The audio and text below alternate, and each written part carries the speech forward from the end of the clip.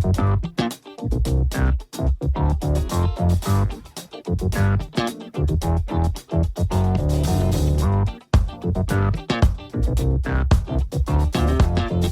folks, and welcome to the Daily Ratings Podcast. It's a show where each week we're going to be sitting down with Vincent Daly to get his thoughts on the latest movies he's been watching, both older films and new releases. And don't worry, there's no spoilers. Vince will give a brief review of the movie, share some thoughts, and of course, then rate the film. The daily ratings are always fair, honest, and most importantly, they're consistent. On today's show, Vince will be rating and reviewing. So we've got The Naked Gun, directed by Akiva Schaffer. We're then covering The Bad Guys 2 by Pierre Perifel, also co-directed by J.P. Sands. And then finally, we're covering a small film called Together, directed by Michael Shanks. So all of these three movies are new releases now in theaters near you. Let's get Vincent Daly in the room, see what he has to say about them. Stay tuned and enjoy the show.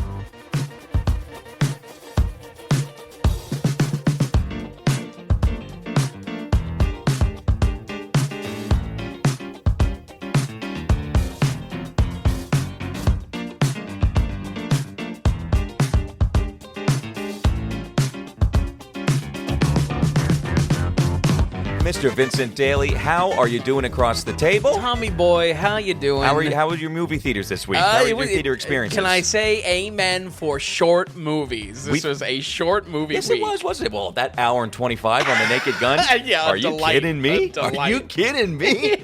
Thank God it was an hour and 25. We'll get into it, that's for sure. Listen, I am, folks, Tom maybe showed his hand a little bit. I am fascinated to hear about his experience. I don't know what set him off. But, Nothing set me off. Nothing set me off. I sent you one text. That's it. Oh, but it was a text. It was a doozy. A doozy of a statement.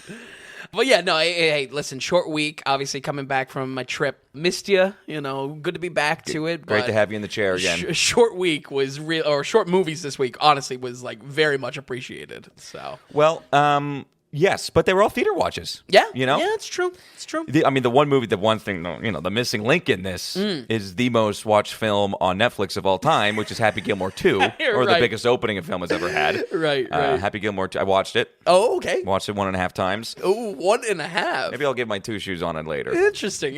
My thoughts at least. Not giving it two shoes, but you know what I mean? Yeah. Well, we stayed away from that, folks, because it would probably be a whole episode of me shitting on Adam Sandler. And we didn't have the bandwidth for watching the first one. Yeah. I'll give my quick two thoughts of it. Okay, actually. sure. Yeah. Not as bad as I actually thought it was going to be. Okay. This was still a very poor movie and doesn't hold a candle to the first one, doesn't have any of the societal impact that the first one did. Okay. And is it shallow? No. Is it good? No. I heard something that it was kind of a love letter to Danny Glover. Danny Glover was in the first, right? No. Oh, okay. No, you're thinking of Chubbs. Chubbs, Yeah, yeah. that's not Danny Glover. Oh, okay. Boy, do I wish it was. Boy, do I wish it was. Getting too over the pond again. No, I mean it was a lot of things and yet a lot of nothing at the same time. You know what I mean? If you are truly a huge lover of Happy Gilmore, I was for a while. Sure. I definitely really like that movie. But if you're like a true golf fan, Happy Gilmore guy, Adam Sandler guy, sure. you'll probably be a little heartbroken. Oh, okay. Me walking into it being like, there's no hope for this. Sure, zero expectations. It was like eventually almost how you were with the original Naked Gun. Right. There are some jokes that eventually broke me down and gave me a chuckle or two. It beat you into submission. I believe I told somebody this week I would watch Happy Gilmore 2 10 times over before returning to the Naked Gun. Wow. I believe is what I said. Naked Gun 2025. Yeah, it's correct. That's correct. The Naked Gun 2025. Best thing I watched all week? Yeah. Potentially all month, actually. Hands down, bar none. Episode 1, Season 21 of Deadliest Catch. All right, yeah, this one. Could not believe it. Folks, if you got HBO, now HBO Max, yet again, do yourself a favor. Don't watch any other episodes. Don't worry. What season is it? It's Season 21. Oh, okay. Episode 1, Season 21 is on HBO Max right now. Wow. And they still are like crushing it. Crushing it. We still got Micro on the mic doing narration. And I just couldn't believe what was happening. I mean, there was an ammonia leak on one of the boats. Okay. And one guy, and the captain has to run. and seal off all the doors before and he's just Wow. like him and the camera guy are running out of the corridor and like he kind of like tripped up a little bit and he's literally throwing up a bit and it's real, it's not fake, it's real, and I'm like, this is the best thing on TV right now. That's great. That was part of the text. I mean, that scene, and then also in comparison to the Naked Gun somehow. I told you to watch if you need a palate cleanser. Yeah. Watch it, because I'll tell you. I mean, that's as far as an episode goes, the TV. That's two shoes, two laces right there. Wow. Just about. Okay. Anyway. Oh, real quick. With back to the Adam Sandler thing. Off the cuff here? No sweat if you don't want to commit to the ranking. Where does original Happy Gilmore rank among the Hall of Fame Adam Sandler? I'm talking like Big Daddy. It might be number one for me. Really? Yeah. Wow. Okay. Well, that maybe I regret not touching on because I obviously know Happy Gilmore, by name and whatnot. But what is your top Adam Don't Sandler? ask You me were a Little Nicky fan, weren't you? I hated like Little Nicky. That's so you to like Little Nicky. Listen. I'll take flack for it. I don't, like Adam Sandler. This has been documented. Right, we talked about over it. Yep. the podcast. We've tried too. Yeah, we have. We've tried a couple different times. Yeah, I don't know. I wouldn't say Little Nicky. I really don't know what it would be because I haven't seen so many. Just as a kid, I didn't really dig Adam Sandler either. So I got to tell you, I went through a lot of his stuff that came out on Netflix. Yeah. Most of his Netflix releases. Right. All the contracts. They're all terrible, and yet I was kind of enjoying myself. It's like, oh no, that's what Sandler what wants. What is going on? That's what he wants. That's what Netflix wants. So that was that. I mean, I think that's my 30,000-foot view of Happy Gilmore 2. That's great. Not a good movie. Much better than I thought. Interesting. Things to hate, things to love. There we go. Yada yada. Yeah, folks, donate in if you want us to circle back for an Adam Sandler episode. We'll have to set a pretty high threshold for total dollars. We haven't covered a lot of streaming stuff because honestly, I just not a lot of heavy hitters are on streaming. Isn't he going to be in another semi-serious one? I saw George Clooney. Yeah, rumblings are out there. Noah Baumbach. Oh, interesting. The first looks just came out. Them on set and everything like that. Sure. Vanity Fair just did a big thing on it, and that's why it's in the news. But Netflix released because Baumbach's been working with Netflix as well. Makes sense. And I'm a little excited for it. Yeah. We'll see what bits. I don't know. Sandler doesn't excite me, but I still like him from childhood and some of his stuff. Sure. But Sandler, Clooney, Baumbach could be interesting. And it's not like Sandler's his own production. No, it's a Baumbach project. Yeah, exactly. That's what excites me about it. That and I didn't hate White Noise. Right? I'm one of the few people. That's right. I totally forgot about White Noise. Baumbach said that almost broke him completely and almost left filming. Wow. Because he liked that movie so much and it was a passion project for him. And then like no one really liked it or talked about it and didn't do well. It did kind of just fizzle. Honestly, it fizzled big time on Netflix. Yeah. And apparently it broke him pretty good. Wow. But hey, if I ever interview him in the future, that's what now I know what to start with. There we go. And Love White Noise. Get him on my good side. You know what I mean? Anyway. Any alternative title for this show? Amen for short movies. Okay. Let's start. We're going to start Naked Gun, then go Bad Guys In Together. Okay, so The Naked Gun, we covered the first one. We didn't cover the second and third one. Correct. Which was The Naked Gun 2 and then The Naked Gun 33.5. Yeah, something like that. Is that right? Something like that? I don't know how much setup this film needs, honestly. I think either you know it or you don't know it, and if you don't know it, you probably don't care at all. Let's be honest. So true. So true. Let's talk about our history with this coming out. Okay. When it got announced, I think we both had the, it was like the, oh my God, they're doing this. They're redoing this. Liam Neeson, okay, they're doing this. Oh, yeah. The closer we got to, because everybody felt a little good after that trailer came out, and it actually had a good joke in there. You and I started getting, not excited, but like maybe it's something. Just maybe. Open to it. And then the review embargoes were lifted 2 weeks prior, especially the week before, and I was hearing not bad things about this film. Yeah. It still has pretty good scores. And then I got excited. That was a mistake. Superman walked out unbelievably. Oh, right. How much did I like that? Wow. Yeah. This one, boy, oh boy, it's like keep your expectations low. Again, Interesting. Happy Gilmore 2, expectations in the ground, and it's just stuck in the sand trap. That's how bad. Right. And I ended up landing on I was on the fairway for that movie. Nice. It's only an hour and 25 minutes, which is really cool. Yeah, I think that's ultimately where I'm coming from with this review. That did I love it? No, but it was such a low barrier to entry that almost like give it a shot, see if it works. Liam Neeson is playing the main guy. Let me just do the respect of him. Frank Drebin? He is playing Frank Drebin Jr. Yes, because his dad right. technically is then, in the first movies. Pamela Anderson plays the love interest, playing Beth Davenport. And I believe they're like dating in real life now. Yeah. Or Which at I kinda least dig. it's like a PR kind of stunt. I hope it's not. That's like an Anyone But You. What's his face? Old Twisters guy in Sydney Sweeney, the one with great jeans. Twisters guy, Glenn Powell. Yes, Glenn. But I hope they're too old to be messing around PR crap like that. Yeah, I know. Anyway, Very then, cute though. Danny Houston playing the bad guy, Paul Walter Hauser, who plays kind of the buddy cop to Liam Neeson. That's all. I'll set it up. I'll pass it to you, and let's get into it. Well, it kind of what we've introduced with, that's exactly where my beginning thoughts start. This felt like a fever dream come true. I mean, in no way did I think this was going to come about. Not only did we first see the original on our podcast during our kind of Zucker Abrams comedy study. That's Airplane, Naked Gun, Top Secret as well. Very silly comedies. Yeah, talk about those three guys. They're pivotal as far as late 80s and getting into 90s comedy stuff. Yeah, definitely not the only voice in comedy writing, but definitely one of those, one of the silliest. And as far as like a modern day impact, will eventually lead into what happens with the spoof movies of Scary Movie, Not Another Teen Movie. Those movies are the DNA that is carried over from Airplane as an original, basically. Yeah. Also, not only did Liam Neeson seem like an insane casting choice for this, it really feels like when looking at it still right now, after even watching the movie, it's just that like his name kind of sounds like Leslie Nielsen. I think that's the only thing they had to go off of.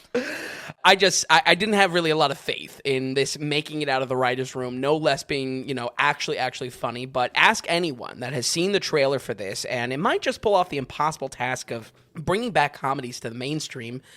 At least if you're not Tom, because I think you're going to feel pretty differently than that sentiment. And that's really been a huge sentiment. The reception around this movie is that comedies are going to be back in mainstream theaters, and I personally don't feel like that's the case. No, is that the big talk? I know that's what people talk about every time one comedy comes out. Yeah. They did the same thing with the Jennifer Lawrence thing. No hard feelings. So true. I just think just the fact that there is a comedy, or like raunchy comedies. Yeah, just the fact that a comedy is coming out with a theater release makes people think like, is this it? Could this be it? This isn't going to be the hit that springboards a new era of comedies in theaters. Yeah, no less an era of silly comedies, of this type of brand. Streaming took those over. Yeah.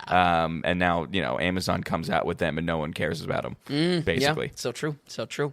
But The Naked Gun 2025 is the revival movie of theater comedy that everyone has been begging for, and at a breezy hour and 25 minutes might be low enough of a barrier to have the masses see if it's worth digging up this silly style up in the first place. For what it's worth, this style of comedy is much older than what most have been talking about and most have been wanting in big screen comedies coming back. That type of sentiment is largely referring to kind of 2000s Judd Apatow style projects. And this, on the other hand, is about as silly, about as slapstick, and about as goofball as the original 35 plus years ago. Right. And what is your comedy genre, your subgenre for this? Goofy comedies? Is it slapstick? Yeah, it's not slapstick. Well, yeah, because it's not Three Stooges? Yeah, that's a good point. It's not exactly. I would say spoof, because it is trying to spoof other like cop, detective, noir type of stuff. You know what I mean? But even this dips away from that. Because I say Austin Powers is spoof movie. Yes, bingo. This, I mean, I hate to say it, but this is like dumb comedy. And I know that's rude, but this is dumb comedy. I think it would call itself a dumb comedy for sure. But at the headquarters of Police Squad, Liam Neeson plays Leslie Nielsen's son, a bumbling detective that can solve any case, Frank Drebin Jr. While he can stomp out any crime that springs up, a big tech mogul has been pulling the strings behind the scenes and developing the, get ready for it, primordial law of toughness device, or plot device, which threatens to overthrow the natural order of the world. But Frank might be off his game when he falls in love with none other than Pam Anderson, a femme fatale out for revenge, intertwined with the scheme that threatens them both. Honestly, there's not much more to this. I thought that summary might have been a little bit lacking, but it's an hour and 25 minutes. So I think what surprised me here the most was just how much this did feel like, or how much it actually pulled from the original from 1988. And what slightly disappointed me was just how much of a love letter it was to the original in the way that I personally have kind of become used to in legacy sequels. I kind of, simultaneously, I looked at it and I was like, wow, this is really like a Naked Gun movie. So I think that kudos to the team. But at the same time, it was like, it's almost not different enough. I was in a rock and a hard place with my thoughts on this. I can't stress enough, though, as far as it resembling that original Naked Gun, this shoots constantly. Forget telling jokes every minute. Practically every single line is a gag in this, and all the gags you could ever imagine. I mean, in that sense, I think it does capture the Zucker-Abrams beat into submission comedy writing that we've discussed previously. Yeah. Eventually, it will wear you down and have you. Right. It's either silly enough or there's just something that catches you out of nowhere. I'm sure there's a better way to refer to it than beat into submission. No, but it's kind of what it is. Yeah. Did this happen for this film? A tiny bit. Actually, honestly, more towards the front end. I thought the first half was way stronger, and then it just kind of peters out. Right, because you don't really care about the story developing. Right, exactly. Yeah. And this tech mogul plot. Our director and co-writer, Akiva Schaffer, might not be a name you recognize off the bat, but is most known for being 1/3 of Andy Samberg's SNL sketch team, The Lonely Island. And I think understanding this, folks, will help you figure out if this is going to work for you or not. Did you enjoy the digital shorts era of SNL? Are you into the countless parodies and spoof movies that have spun off from that show? Really, whatever the answer is, it's this movie. And that, I think, is just like, as it is with all comedies. Did he do Hot Rod? Which is low-key people like that movie? Yeah, definitely Hot Rod. I think Pop Star was that, like, Justin Bieber kind of Those movies spoof. have to be better than this. I don't know. Okay, all right. I mean, it's been a while since I've seen Hot Rod, but yeah. That had some juice when it came out, though. Yeah. But I think where this was working for me was all just towards that first half. It was where I was still kind of caught off guard before I understood just like how silly, or even just the formula of like every line being a joke. I mean, it never stops cracking jokes. It felt like it worked best when there was that Austin Power balance of making fun of the movies it's riffing on. It kind of loses that eventually, mainly towards the second half. But there is something there that I felt like had a rhythm that worked slightly for me. Also, as far as this writing topic goes, I'm also not sure what Seth MacFarlane's involvement was beyond producing. Big. Yeah. He doesn't have a writing credit, but he seems in the interview circuit. He's in the press for this. The reason why this happened, I think, was a Seth MacFarlane. So I'll say this right now. The original David Zucker, who is still with us. Yes. He's a little jaded, right? Oh, well, yeah, he is jaded. And it was before it came out. He's more so jaded of the fact that he wasn't asked because... There is a script for a fourth Naked Gun movie written by David Zucker that Paramount has. Wow. Paramount accepted it. And apparently, and this was pre-COVID, this was 2018, 2019, I want to say. And he got, now, studio executives, I'm sure, will blow smoke up your ass constantly. But he said that the head over at Paramount, they were like digging the script and really liked it and wanted to do something with it. Then COVID hit, he heard nothing, and then all of a sudden he reads...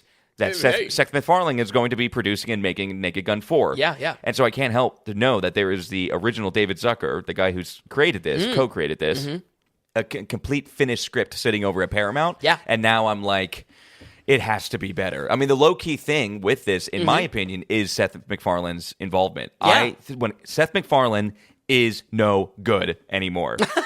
That's where I'm at. Family Guy had a hot streak there for a bit. Sure. It is still on TV. But look at Seth. What is a passion project for Seth MacFarlane? I can think of two. One of them is There's a Million Ways to Die in the West. An absolute shit movie. Also a vanity project. He hated. stars in it. So it's like, It's terrible. Yeah. I've seen it like 2 times. Terrible. Horrible. You and Westerns, you'll give anything a shot. I will. And it's just so stupid. I can't stand that movie. And then, like, I appreciate him putting money and resources into relaunching the Cosmos. But I even thought the way that was produced and done with Neil deGrasse Tyson wasn't even very good. Yeah, interesting. And didn't hold a torch to the original. Yeah. He's no good anymore. Right. And I think he played a big part in this because a lot of times producers aren't doing, like you said, the circuits, the press junkets. Right. And he is. A lot of this was because of him. It was actually made because of him. And I blame it. I blame a lot on him. I really do. Blame a whole lot on this guy. I'll take that. He's no good anymore. Yeah. That thing probably he dried up like 15 years ago. No good. Well, my point as far as like some of the comedy writing is that I do feel like there is more than a dash of Family Guy in here as far as like how to cut to sketches. There's a whole sketch sequence of going to like, dash cams for cops and whatnot. And it's honestly not that funny. It's like a chili dog bathroom joke that is ultimately you come out of it at the end. Talk to the guy in my theater in front of me. Oh, boy. Oh, boy. This guy was dying. Oh, how was your theater experience? Packed. I'll say it in a moment. Okay. But we actually had staff come in and rearranging seats because it was like filled, 100% Really? capacity. Yeah. That is wild. Now, granted, a much older demographic. Of course. I mean, to the point of like there was someone with a walker. What time did you go? I think it was like right around like 6 o'clock. So Wow, like prime okay. time. Yeah. And I bet they were loving it. Oh yeah. Okay.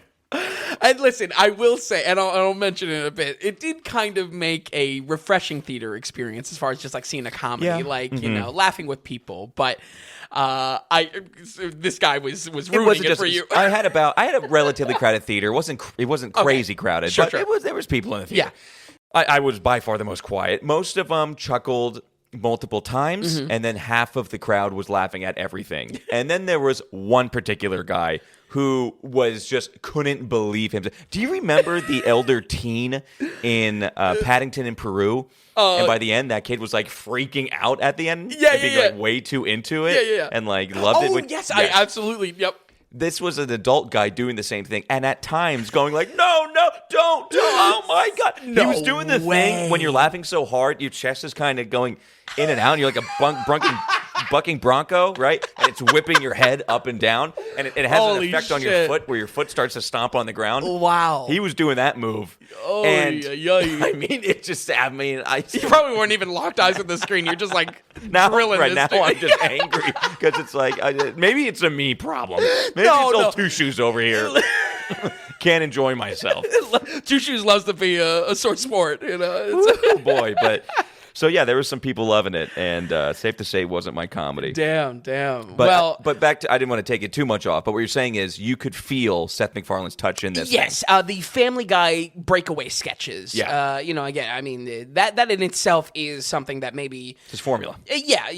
Deserves maybe a little bit more consideration if we were to like go into TV shows, what kind of impact that happened to comedy writing. But specifically, it's that dash cam cop sequence. It just like this feels like a Family Guy sketch, but nonetheless, Seth MacFarlane is not a writer on the project, so it's just kind of like, what's his role here? What's the influence? That's a great point. Yeah, and clearly a lot. You know? Well, at least that's what we can see. Yeah. You're leaning like 90% is the problem. I mean, that's kind of all I have to say on jokes, though. So I want to pass things over to you on this. What specifically was grating? I mean, besides the theater, I thought the dumb humor it just didn't have me at all. It didn't wear you down enough. There was two aspects of it. No, nothing wore me down. I was not worn down at all. I smirked probably 3 times, maybe. Okay. And laughing out loud. I never laughed out loud. There were 2 moments where I went. 2 moments, that's it. And by the way, they're moments that you probably wouldn't expect. Like there was one thing that caught me off guard, and it wasn't even supposed to be that funny. Right. And it got me. The humor it's not for me. The humor, if you watch Happy Gilmore 2 and be like, this is stupid humor, this is 2 levels down. Oh, yeah. Even dumber humor. Now, granted, intentionally that dumb. I get it, but it very wasn't, intentionally. I'm sorry. And my thing is, it could have been way funnier. You didn't have to change anything in the scene. I was watching it and being like, wait, why didn't they do this? If you could have the same exact scene, this would have been so much funnier had they done this. Yeah. They almost set up for something like this to happen. Yep. It didn't happen. So I just thought it could have been way funnier. it didn't have to be smart. It could have been stupid, but just sometimes, listen, I mean, a knock-knock joke can be stupid. Sure, but sure. there's really dumb, lame knock-knock jokes, but then hear a really good knock-knock joke. Right. And that's impressive. Sure. You actually have to have very intelligent people care about something intently to be that dumb. You have to be very smart to be good dumb. Which, to be fair, that's the line that Leslie Nielsen rides, where Right. it's like, Yes. it's deceivingly clever, especially in Airplane. And I didn't find it in this. This was dumb. I'm not going to go and say the people who did this were stupid, the writer and the director. But, it just, something wasn't hitting for me. And then the second element of it, I actually didn't really like Liam Neeson. Oh, really? Delivering Okay. the lines at all. And I know some people are really enjoying his performance because he plays it straight. Everyone's like, Liam Neeson's not a comedy guy. He plays it straight, and that's what makes it good. He sells it. That's what makes it funny. I didn't find any of it funny. I didn't like his delivery at all. And where I kind of felt like it was lame. It was disappointing. It was lame to me, and I felt there were so many low-hanging fruits that weren't picked off the tree. Sure. That almost shocked me, and by the end annoyed me because. But it's just me, and this was not a Tom comedy. Yeah, it's true. what it comes down to. True, it was not. And you're hitting on the aspect of why I kind of avoid comedies just for the vast amount of episodes where it's just like, it is so subjective of just like, is this working for you or not? I'm with you, though. I'm always going to have to disagree with you on that. Okay. Because sometimes comedies are almost universally renowned. And true, you'll always have your true. offshoots. There are people out there who don't like The Godfather. You know what I mean? Yeah, and there are people, there's renowned famous comedies. comedy. You go, Right. But even like Anchorman and some of those hardcore yeah. classics that are renowned and universally praised. Groundhog's Day, or no, I'm sorry. Happy Gilmore. Yeah. But with this isn't like those. This is one very specific type of dumb comedy. Like, you either are in it or you're out of it. Yeah. And that's the thing. You know what I mean? This is a different kind of comedy. Yeah. This, more than anything else lately that comes out in that comedy, even No Hard Feelings, I felt could have been more appealing to a larger audience than this. Interesting. You need to have buy-in to what they're actually going for. Yeah, and I know what you mean. It's because that was definitely trying to be a callback to raunchy style comedies of the last decade. And Right, whatnot. yeah. So, but yeah, I think that's where I really put a lot of importance in like the writing team of this, and I feel like this is 75% Lonely Island, Andy Samberg type of comedy that was in the mix here, and then a quarter, 25% Seth MacFarlane somewhere in there, even though he's not really credited to it. Right. But truly in an attempt to capture that joke every single line method that was part of the Zucker-Abrams, formula. I have to say, though, I have been pretty charmed by Pam Anderson and Liam Neeson on the press circuit. I mean, really, really, I have kind of fallen in love with these two cute couples. And honestly, the cutest couple I've seen in a while. Even if it is all fake, these two wipe the floor with the forced rom-com couples, and I'm so glad you mentioned it right away, but, like, get Sydney Sweeney and Glenn Powell out of here. Like, the fact that was, like, a psyop, like, that was all manufactured. That's a psyop. And this just seems so genuine, and I love Pam Anderson's kind of new era of that she's, like, mature, she feels very comfortable in her skin, I mean, obviously, there's a bar, there's a floor. She's not going below. She's still Pam Anderson, you know. But it's just really, really cute. I think both of them, where I enjoyed the middle, but not in a way that I was like laughing or in a comedy. I kind of just enjoyed the cutesiness of the middle of them. They have a romance in this, obviously. It's funny, but I think it was funny because I was surprised how silly Pam Anderson got in this. I think she was my favorite part of the movie. Yeah. Just because she was going for it. She really was going for it. Pam Anderson was game. Yeah. And that was cool. Absolutely. We didn't cover her recent attempt at kind of like an Oscar baity film, The Last Showgirl in 2024. That's right. Yeah. But let me say, I'm rooting for her. I'm rooting for her in this kind of this respark of her career, and hopefully she finds a stride in return to acting, even if. I mean, this is a polar opposite performance than Last Showgirl. Last Showgirl was like a melodrama. Right. This is as silly as it gets. Yes, so. but I see what you're saying. Yeah. I hope this resets Liam Neeson a bit. Yeah, Liam true. Neeson has been typecasted now for, ever since Taken. Absolutely. And that's a shame. Equally kind of needs a little bit of a reset. And button. he's getting older. He doesn't work in the action films anymore. It's so not, true. he's not, you know what I mean? Yeah. Just, I personally hope and think he has a lot more to give, and I hope somebody picks him up along the way. Yeah. there will be a big director being like, let's revitalize this guy a little bit. Yeah. I mean, he was in Schindler's List, you know? And that's, yeah, absolutely. He was in big time. He was in serious movies. Great movies. Qui-Gon Jinn. Right, of course. So that's another thing I wanted to say. Like, I always like Liam Neeson. I'll always be a fan of Liam Neeson, even when I'm not a fan of Liam Neeson. Yeah. And it's in this film. Absolutely. But I got to say, Tom, I mean, this was an unexpectedly packed theater to the point where, like I said, staff was coming in to correcting people's seats. Wild. It was like which 100%. is dumb because you buy the seats. Yeah. They were just I think it was old people not understanding, the modern way of buying movie tickets. I don't know.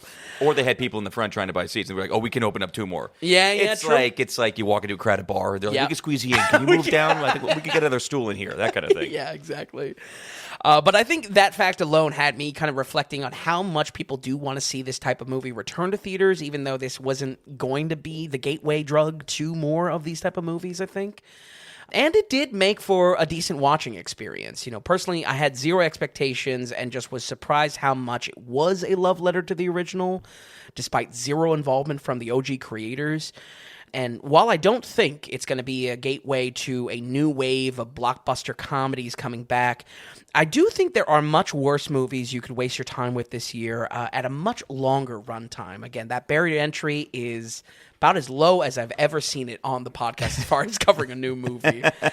With that said, we're going to give The Naked Gun 2025 a 56. A 50? You get it at 56? Okay, I need to know now. What was your laugh count? How many times did you either smirk?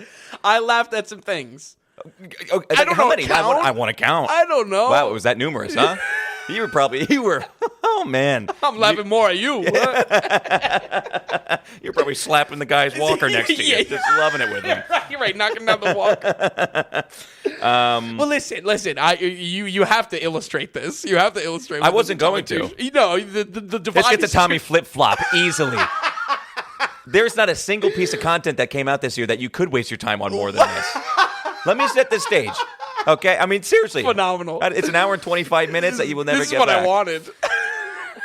This movie was I said I would watch Happy Gilmore 2 10 times over before this. No. And I'm already at In one. the text, you said flight risk.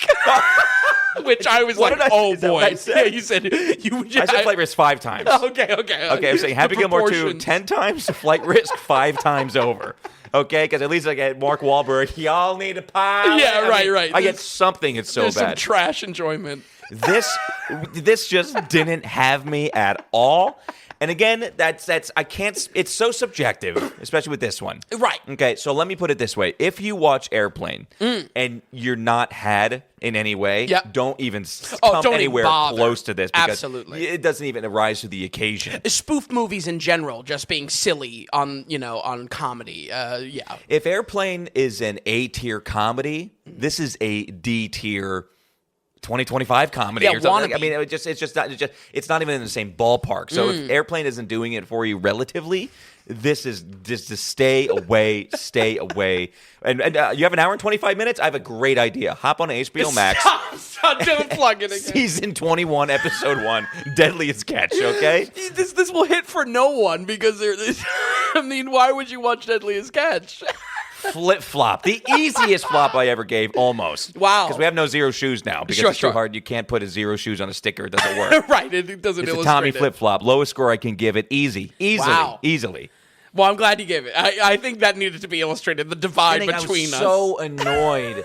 There was obvious things to do in this movie. I can't wait to talk to you after the podcast. I will say the coffee cup gag was one of the most throwaway. Like he just kept on getting handed coffee cups, and it was just like, what is this about? No, I don't hate it. That's going on a cop thing. Okay. But again, nothing. Like I liked the effort by Pamela Anderson. Yeah. I didn't like a single scene with her. Thought she wasn't utilized well at all. Sure. Didn't like a cut scene with them involving something. I think it was trying too hard. It just wasn't a mix. Again, I do think you actually have to be really smart to do dumb comedy. Right, yeah, and absolutely. I wasn't seeing it. And by the end of it, I'm like, this is lame.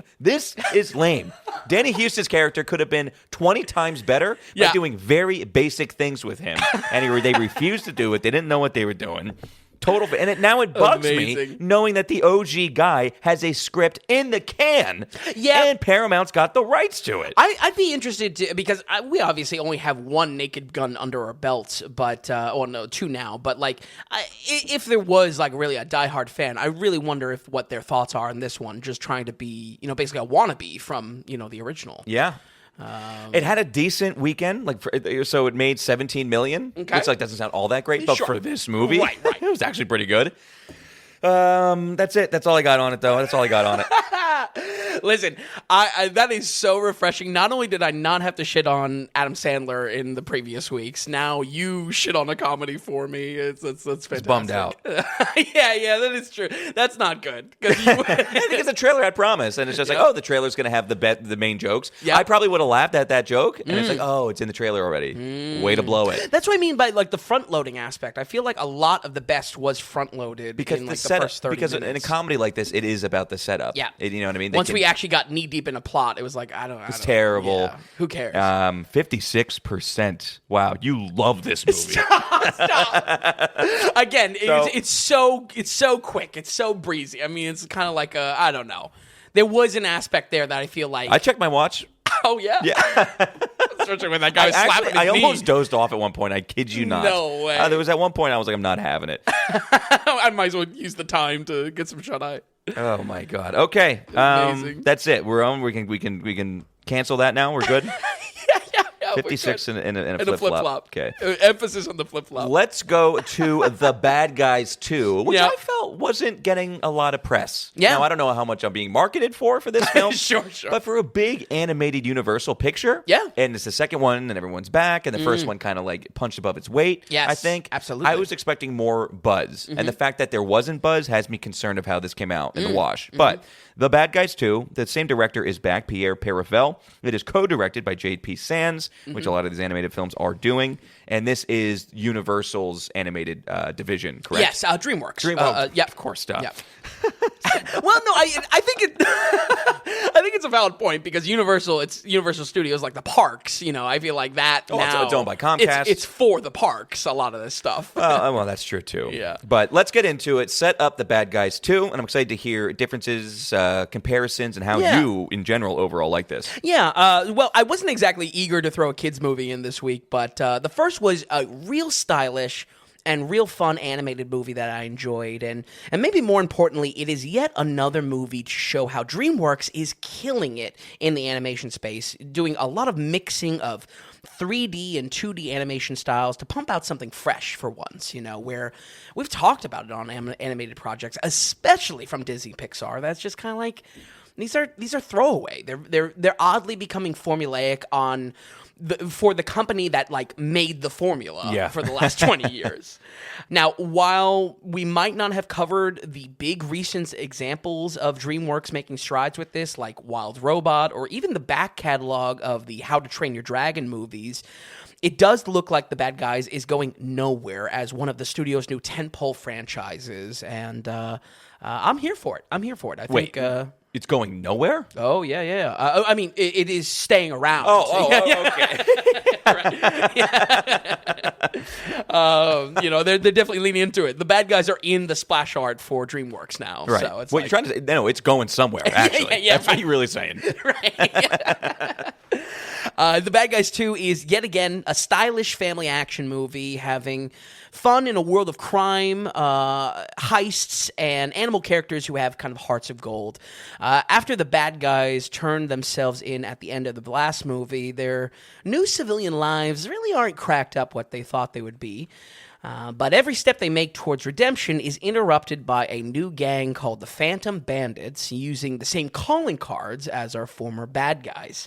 Framed for crimes they didn't do for once, they have to find out who's pulling off these heists and collecting a rare metal called MacGuffinite for some nefarious plan. This marks one of 2 times this week that a script leans into its own nonsense premise, MacGuffinite and the plot device in The Naked Gun. I like it. I don't know if I do like it, actually. I mean, I guess it's a joke for... It's making fun of itself. That's fine. Yeah, but I don't know. I felt like it was kind of wasted on a kid's movie. Will the bad guys fall victim to everyone's expectations, or will they pull off their greatest caper in proving their innocence? Folks, there's a good bit of sequelitis going on here, and it's mainly stumbling in on the hook of fun, evil characters pulling off heists and capers in like a family movie structure. The story, it's got to be pried open once again, because that first one kind of was made with zero expectations of a sequel. That's why I kind of really enjoyed it, because it was so standalone and so strong on its own. Obviously, this is a note for the adults seeing this. Not that we have kid listeners, but you could just really easily spot where they are planting the seeds for more spin-offs of this. And I'm certainly not saying DreamWorks should hold back in making a franchise out of this. It is, after all, one of the more successful original ideas to stick around in the animation space, where, I mean, you look at every new franchise that's trying to be kicked off by Disney Pixar and they fall flat on their face. Yeah. But to me, it felt like they wanted to set up the series up to be basically their version of Pixar's Incredibles, being a more action-leaning kids movie, and now a more action-leaning franchise. They're definitely setting up more of these plot threads that they can pull from. Again, totally fine. I think if there was an IP to root for, this is definitely one of them. It just, for me, it was very obvious, and I feel like to your question, how's this match up to the first one? A clear area where this sequelitis, this kind of like, all right, let's rev the engine up back again, something that kind of made it a little bit lesser. Sure. So, it's actually, it's really hard to do to come back, and how do we get them again? Yeah. I was doing a lot of thinking because I turned on Anchorman 2 last night. Oh, okay. Just with all the Happy Gilmore 2, Sure, the Naked sure. Gun reboot, this coming out with the Yeah. second one. I just wanted to see, watching that, and kind of thinking, okay, how could have this been critiqued a little bit better? Because how do you, you're giving yourself almost an impossible task. Very hard to come back. And actually, I was talking about this on the news show with The Social Network Part 2 coming out. Right, all these twos are in the air. Once Upon a Time too. And I said, it's difficult to catch lightning in a bottle twice. Yeah. How do you do that? It's almost like everything you have to throw out because you need to be unique again. But you just built your success off the first one. Yep. It's just tough. You know, I almost feel bad for people that have to come back and do that. Right. And I think there's just something that those originals, they hit so hard because there's almost no expectation of a sequel. Of course. Absolutely. There's no bait to it. There's no hook. That's why, by the way, I'm dying to put a compilation on the site. One of the ones that would be great, and I always go back to, which is the best prequels or the best second of. Yeah, true. The best part Sequel's twos. better than original or something Right. like that. And the list is not very big. Yeah. You would be surprised what's on there, though. Yeah. I will say. We'll say that for another show, though. Some of these expansions, they work. Others fall a bit short. I would say when it comes to the Phantom Bandits, when they're finally revealed, it's really a case of what we talked about with Inside Out 2, where just the character design is just so significantly weaker. That might seem like a nitpick, especially for a kid's movie, but it's something I really do feel, and something that we talked about with Inside Out 2, that's just like, you're introducing these new characters, and they're just like side-by-side comparison, nowhere near as strong, image-wise, toy-wise, you know what I mean, branding-wise, any of these aspects. At the same time, though, I did enjoy the expanded voice cast they pulled from this, especially Natasha Lyonne, who's been popping up everywhere lately. What was she in before? This is she's in the show, I believe, Poker Face, it's called. She kind of got like this New York Atlantic style talking, and she's just been popping up everywhere. Okay. She was in Fantastic Four as well recently, but she was really enjoyable in this. I like some of the voice casts that was expanded in this for that reason. But luckily, this still has it where it counts, and that is stylish action that really could only be pulled off in animation. Folks, much like the first movie, this wears its anime influences on its sleeve. Every action scene has wild camera movements, whipping around characters, and most of all, to DreamWorks' new style, they're all given these 2D animation flourishes in every inch of the frame, and it really just looks excellent. I'm sure I mentioned in the original review, but the big one as far as influences that stand out to me is Lupin the Third. Everything from honorable thieves being our protagonists, crime being mostly slapstick, and a fun rivalry with cops. It really feels like to me that they looked at something like Lupin the Third and just sanded down the formula of Lupin for Western audiences. Basically kind of took out any kind of weird Japanese stuff from it.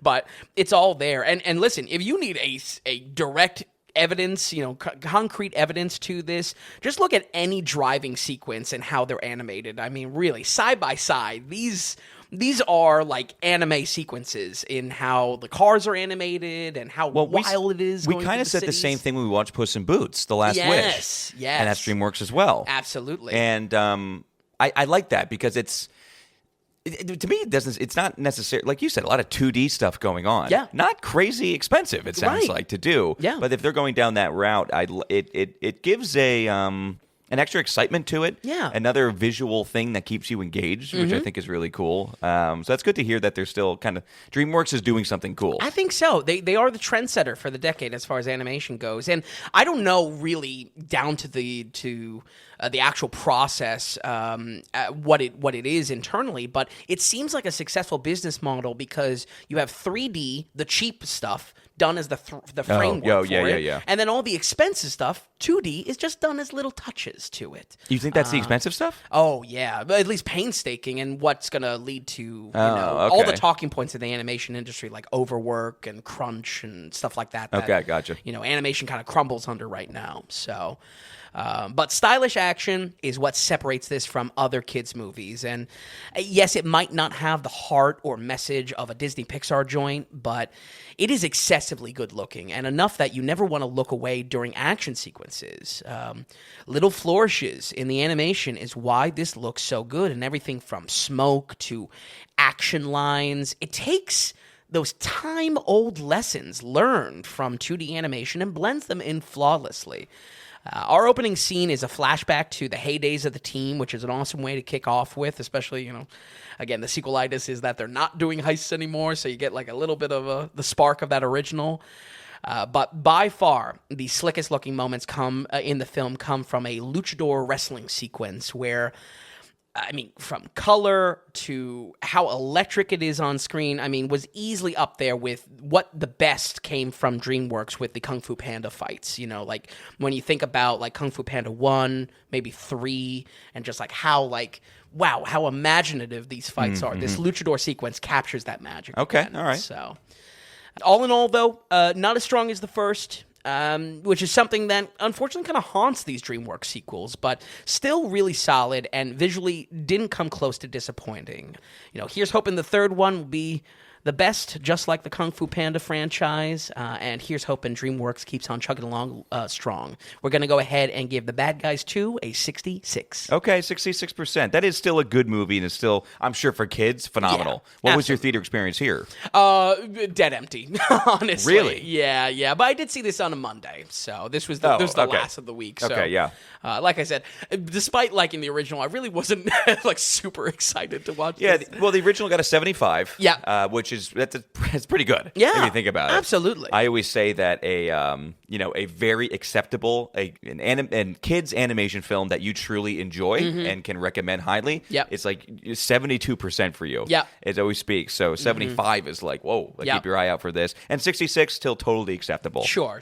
So I don't know. I feel like I love heist. I love crime films. Sure. I just feel like this is for me. I remember I turned on the first one after you did the review, and I just couldn't do it. I think I turned it on again the other day. In fact, a week ago. Okay.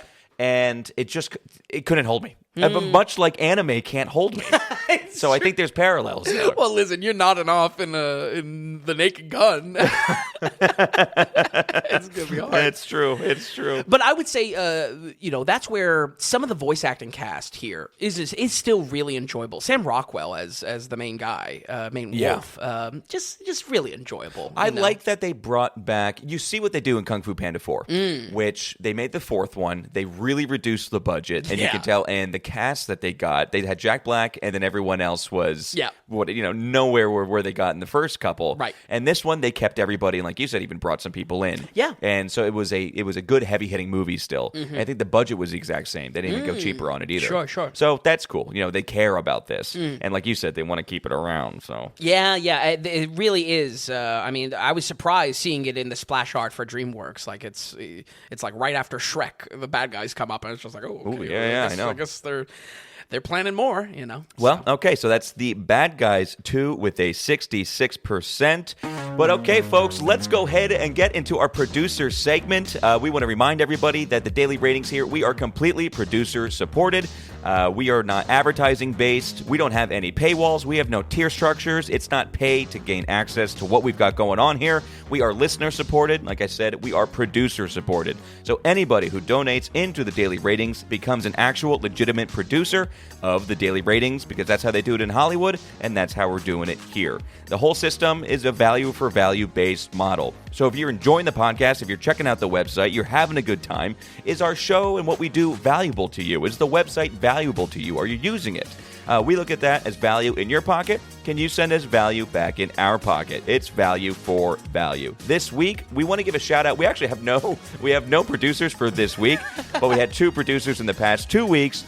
And they wrote in notes, so we definitely want to read their notes. Yep. And we're going to start with Joel, actually. And kind of a make good, honestly. Joel did, because we were like, oh, Joel didn't send something in. Yeah, I He totally did. I don't know why he didn't get to us. It got to us late. Sorry about that, Joel. But that's fine. I even emailed him. And so, for instance, because it's value for value, it's as big or as small of a donation that you want. And everyone's on their own finances. Everybody's week to week is different, and that's why we're doing it this way. So it could be whether it's $5, $50, $500, or you could do what Joel did. He donated in $3.93, but he's making it a monthly reoccurring donation, because you can also do that if you want. And he says, ITM, gentlemen, been listening for a few weeks and loving the show, so much so that I'm hitting up the back catalog. That's great. Set up a small monthly donation as well. I'm a big fan of V for V and support all podcasts I listen to, urging all other listeners to produce as well. Look at that. I know, he's good. He's doing our job. This is our V for V ambassador, in fact. Yeah. In a space where corporate influence has largely invalidated resources, let's keep the daily ratings free to speak and critique with honesty and integrity. Well, you heard Tom's review on Naked Gun. I mean, that's not a paid review at all.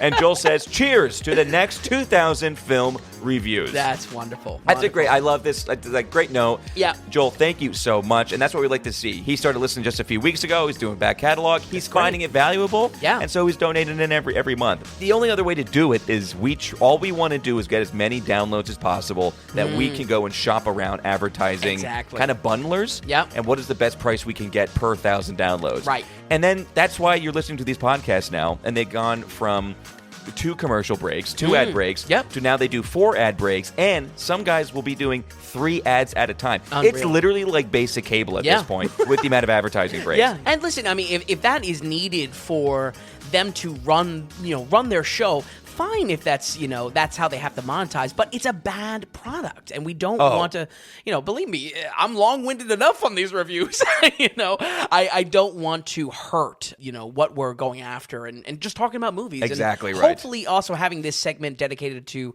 interacting with all of you as well. Oh, this is going to expand and grow, which I love. And that's another thing, too. One thing that a lot of podcasts are doing now, I mean, there's podcasts I've listened to for years and increasingly have been worse to listen to. I've stopped listening to 2 podcasts this year. Wow, because of the advertising.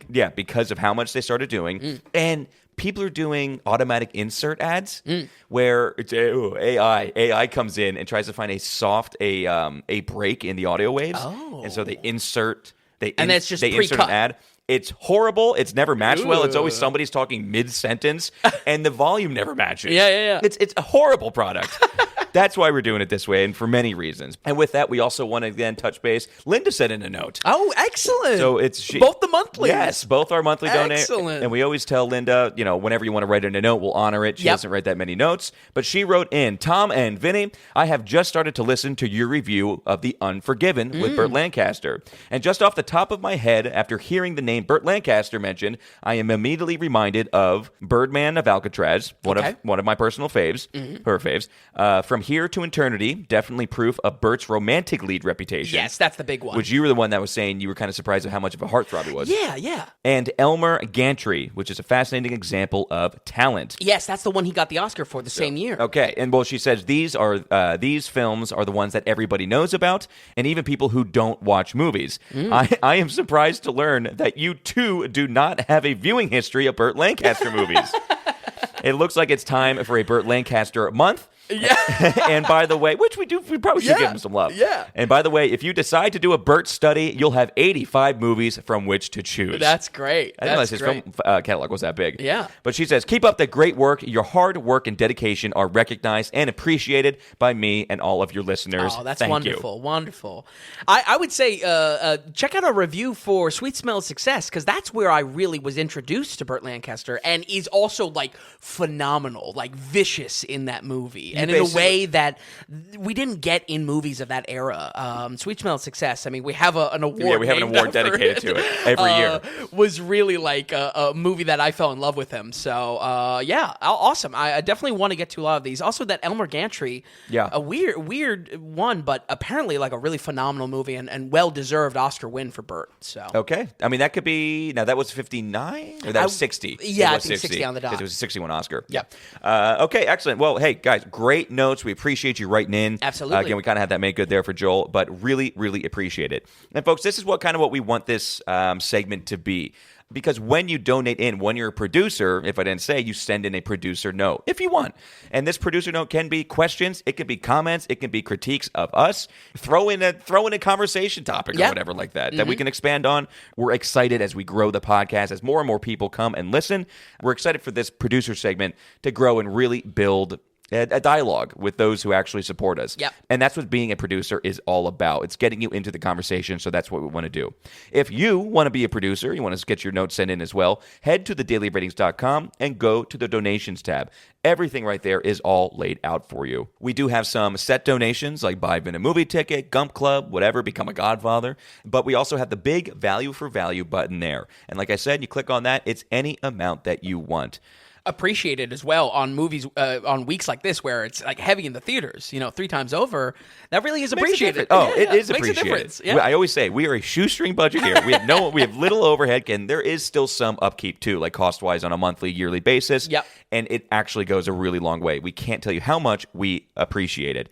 Anyway, like I said, it's at dailyratings.com. Head to the donations tab if you want to be an executive producer for next week's show, episode 199. And with that, we're still in theaters. Let's jump to, I saved this one for last, Finn, just because I was most curious. I almost went to go see this horror film That's unbelievable. in theaters. Shocked myself. Didn't go, but thought about it. So you get brownie points. But for some reason, I was kind of intrigued by this one. And I saved it for the last because maybe there was the most to expand about. Also one that no one really, it's a small-time film. Yeah. And it's not supposed to have this big blockbuster event. It didn't. So let's kind of expand it. It's called Together, directed by Michael Shanks, but this film was really born by the couple in the film who are real-life celebrity couples. I think they're married now. Yes, married. Allison Brie and Dave Franco. Yep. Why don't you take it from there, and let's hear about it. Well, it's another neon joint, and honestly, that's exactly where I want to start with it as far as what you introduced, Tom. Even though this might be the debut for writer-director Michael Shanks, all eyes have been on our lead duo, Dave Franco and Allison Brie. Partly, that's because it continues their working and romantic relationship on screen.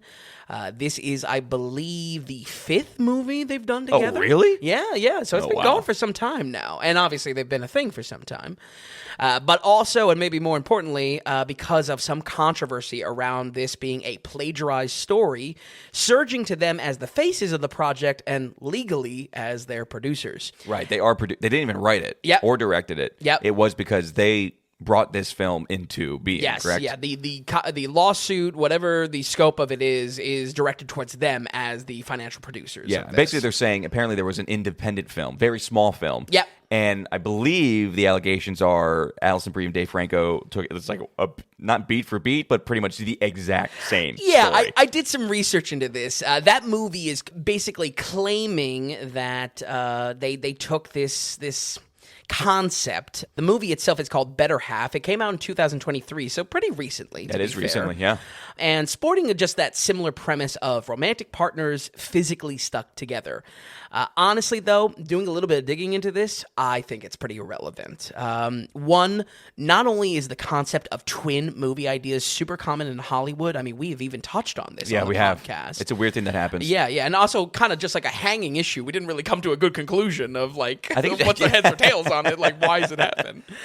Not only that, I mean, the genre and scope of these films, they are polar opposites. From what I understand, Better Half uses its premise to be a romantic comedy, kind of like a awkward comedy at heart, where it's a one-night stand that a couple fuses together to each other.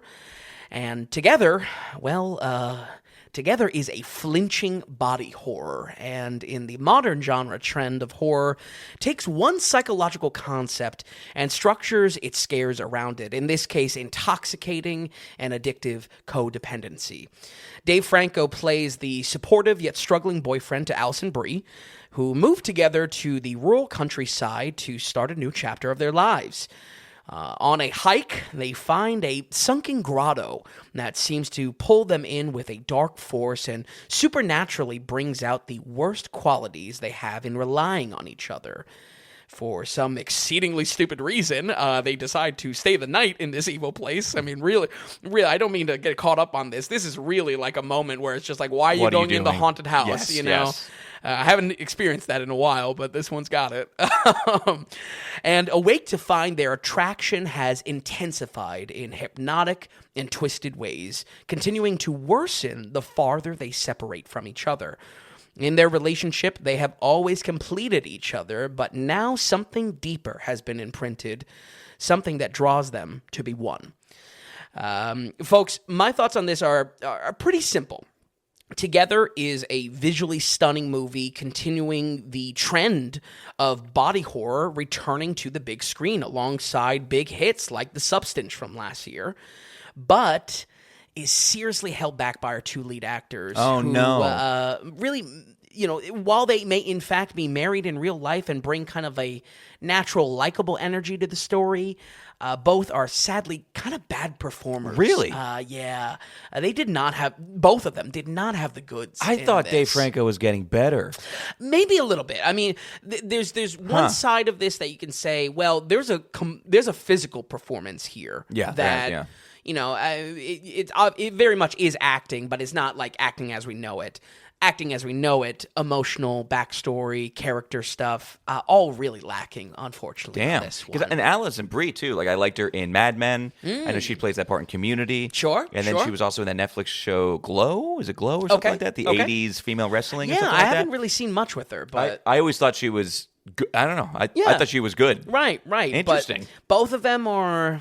It falls short. I'll get into it in a second. But let's start with just talking about the good here. There are a lot of gorgeous shots pulled off in this, and honestly, they don't even have to do with the main scares or what's pulled off VFX-wise with the body horror throughout it.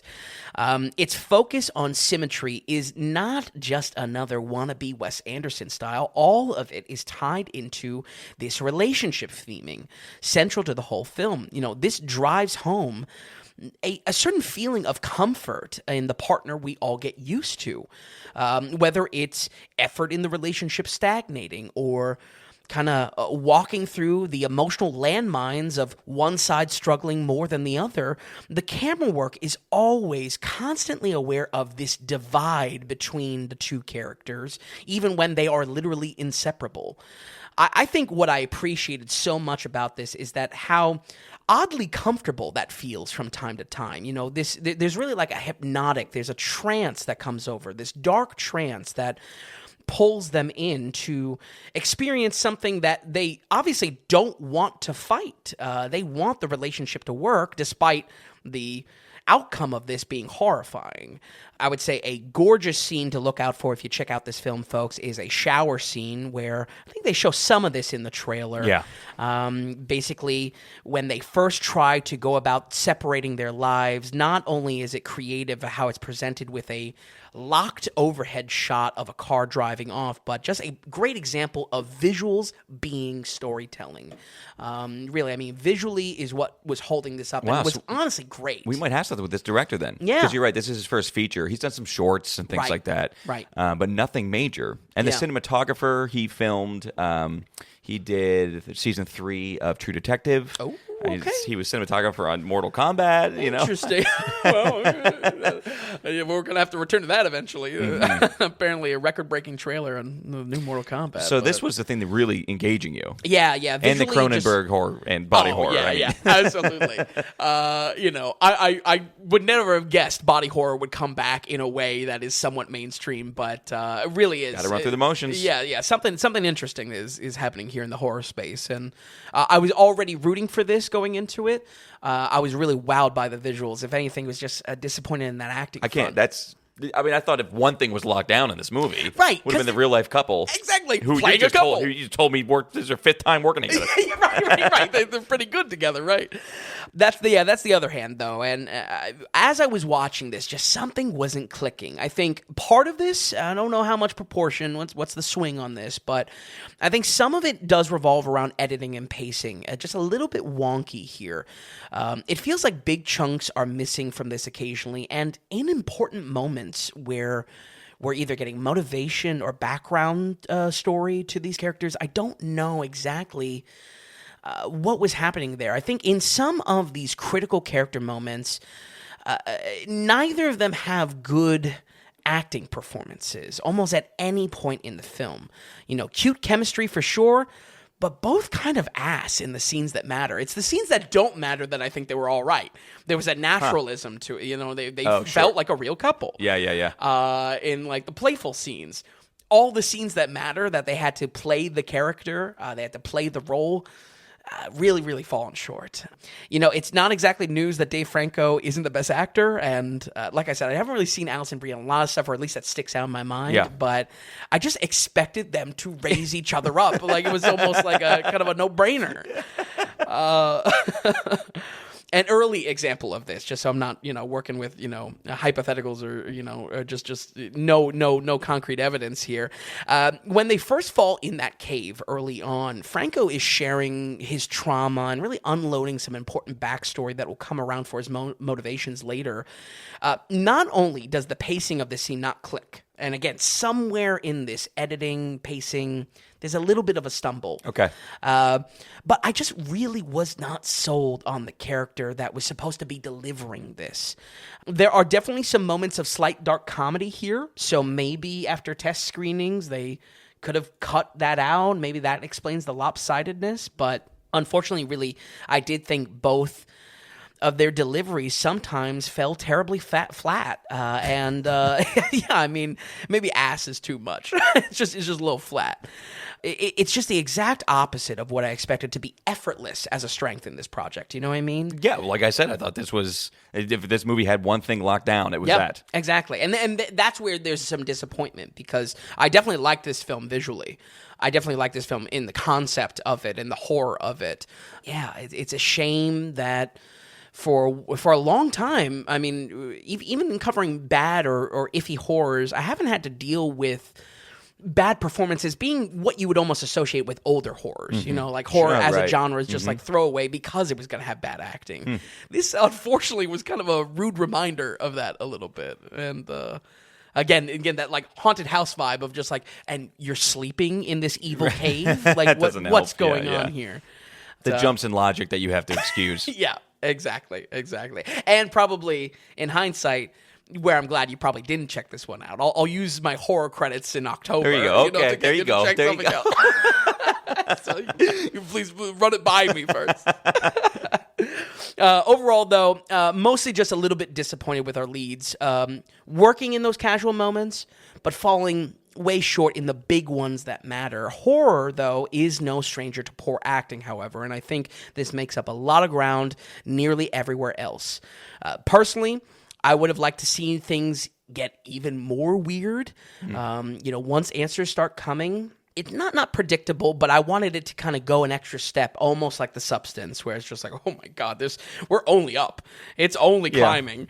I think if you enjoy body horror, either as the diehard Cronenberg fans out there, or even through the slits of your fingers, Together is still worth the watch. We're going to go ahead and give Together 2025 a 63. Okay, 63%. No, I think you did a great job on that one, actually. Well, thanks.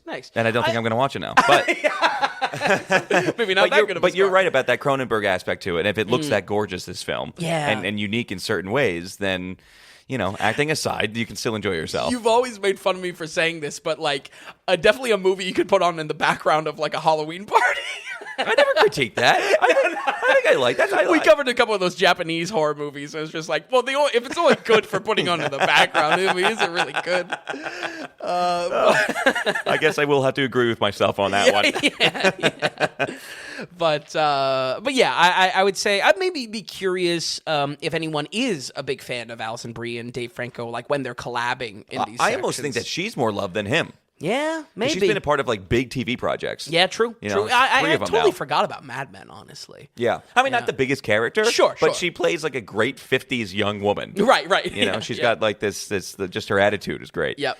Okay, well, I think there you have it. 3 very different films. Very different. All kind of circling each other a little bit, score-wise, for different reasons. Yeah. I mean, maybe not that flip-flop, but...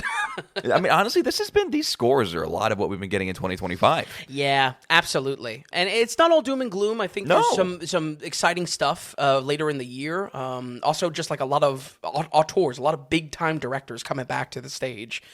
There's still some of my most excited stuff for. Yeah. I mean, when we get into fall, first of all, we're going to have the and who knows how it might just be super frustrating again, but we are going to have this slate after Venice and TIFF and Telluride. Yep.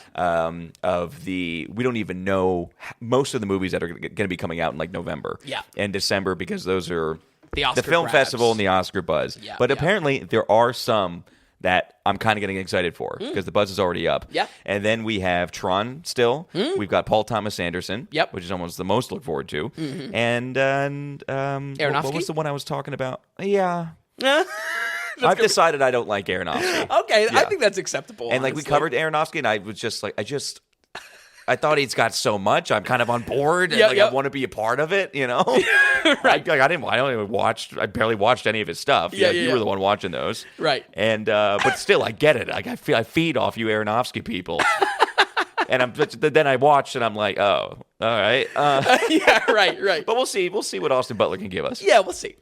And then no, I was talking about Catherine Bigelow's film. Oh yes, on that's Netflix, right. Because I've just been dying for something from Catherine. And Catherine a Netflix Bigelow. release, which is Netflix always gets one every year. It feels like. Well, she was going to do she was already developing and producing a movie called Aurora. Okay. And she was asking for more money, and Netflix just said no, and they canceled the whole thing. Damn. But they still wanted to work with her, and now this new project, which is now called. Can't remember it. In fact, I didn't really like the name of it. Okay. But anyway, it's this new project that we're finally getting in October, I think. Yeah. Okay, but anyway, looking at these films here, Vin, anything you want to touch on, anything to add, or what's coming up next week? Next week, as far as horror goes, we have Weapons from Zach Kreger. You excited? I am. I think it looks good. Minus who Zach Kreger is again? That is Barbarian. Yes. Comes also from a comedy background with Whitest Kids You Know. So similar kind of Jordan Peele jump of comedy to horror. Barbarian was good. I feel like I've definitely gotten more lukewarm on that movie. I was looking at your score. You didn't love it like other people loved it. Right. And I think I've even gotten a little bit more lukewarm on it just because it was such a shock type of movie. Yeah. Weapons, though, I don't know. There's something... it looks good. It looks something. Good. Josh Brolin is in it. Yeah, I mean, this isn't your, I don't know. Your shit horror. I don't know. yeah, exactly. I think for me, it captures almost Prisoner vibes from Villeneuve, where it's like, kidnapping, the drama is on the parents, it's on the shoulders of them. I'm concerned about our lead actress. Yeah. Who was Ozark? Gosh, I forget her name. Yes. She was in Ozark. She was also Silver Surfer just a few weeks ago. I thought it was like Jennifer Garner or something like that. No, it was her. Oh, really? Yeah. I mean, I guess it's all CGI, so it's like, how can you tell? But I know people really love her from Ozark, though. Julia Garner. Yes. So I really liked Ozark, and I like her in Ozark. I'm afraid that I don't know what her range is. I know that she came out with a Netflix movie that I think was panned by a lot of critics, but and her specifically. So I don't know how she was at, Surfing the Silver, but... I mean, a Marvel performance. But we'll see how she could do, because don't forget, she just came out with another horror film towards the beginning of the year, which was Wolfman. Oh, which came and talk about being forgotten about. Yeah, including us. Yeah, always the attempt from Universal to re-spark the dark universe, whatever they called it. You know what though? Josh Brolin is in this. Yeah, I know it does look crazy. It does look weird. I have interest. I won't see it, but I do have interest in it. Sure. It looks intense. So, but yeah, I mean, high hopes is Prisoner. I don't think it's going to reach that side. Take it easy. So yeah, let's take it easy. Is right. It's also a horror, not like it's also not a Pennsylvania movie. From what we know, at least. Hell yeah. I forgot that was a Pennsylvania movie. Oh, I don't know if I should waste this now. I thought of one of the best lines the other day. And I'll pat myself on the back. I was already patting. I was contemplating Pennsylvania. What is our industry? Repping it in my head for Keystone State, as we always do. But I thought of the line. Well, what was it? It was, is it really just a coincidence that the road to the White House is Pennsylvania Avenue? or is it physics? Because when you go and remove the keystone, the rest comes tumbling down. Hell yeah!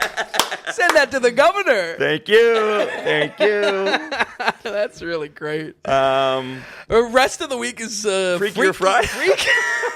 Yeah, there's no transition for that. Listen, Lindsay Lohan. You got a soft spot for her, right? I do. She was definitely a crush. We're not doing the original Freaky Friday. We're not doing the original Freaky Friday.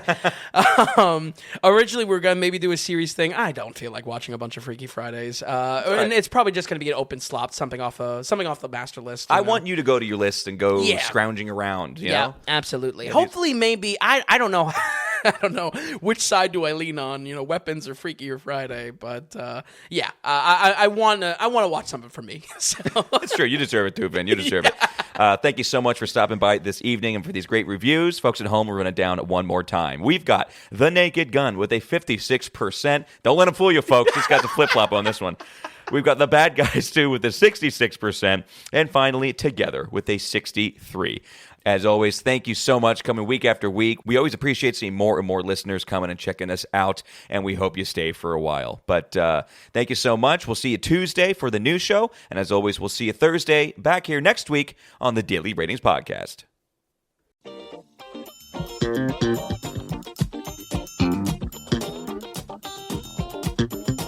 And hey, if you enjoyed the podcast, if you would, give us a good rating or get the word out and tell a friend about us. Just a reminder that Daily Ratings is completely producer-supported. We want to stay away from advertising, and we don't want to have any paywalls or tier structures or subscriptions. It's all just value for value. So, are you finding value in what we're doing here at the Daily Ratings? Then become a producer and donate whatever amount of value that is. Just go to the donations tab on thedailyratings.com, and while you're there, be sure to check out the massive amount of films that Vince has rated. So thanks so much, everybody. We'll see you next time on the Daily Ratings Podcast.